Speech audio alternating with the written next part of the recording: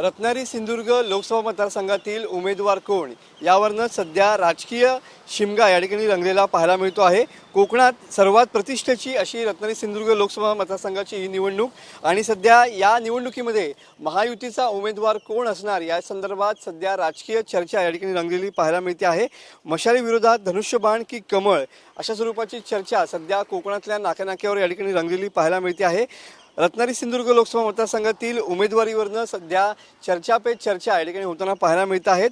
रत्नागिरी सिंधुदुर्ग लोकसभा मतदारसंघातील उमेदवार जो आहे तो ठरत नसल्यामुळे सध्या महायुतीच्या कार्यकर्त्यांमध्ये चलबिचल असलेली पाहायला मिळते। भाजप या मतदारसंघातून धक्कतंत्राचा वापर करण्याची शक्यता या ठिकाणी सूत्रांकडून या ठिकाणी वर्तवण्यात येते आहे। शिवसेना आणि भाजपकडून या मतदारसंघावर लोकसभेच्या उमेदवारीसाठी दावा या ठिकाणी कायम असलेला पाहायला मिळतो आहे।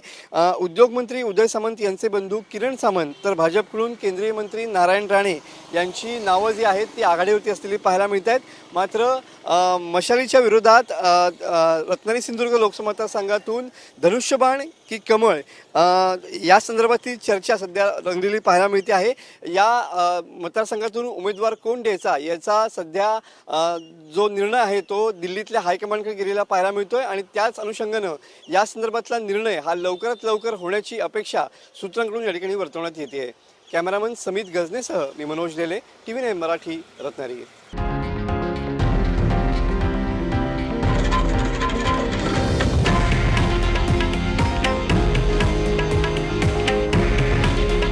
हे आहे देशातील नंबर 1 न्यूज नेटवर्क आणि आपण पाहत आहात TV9 मराठी।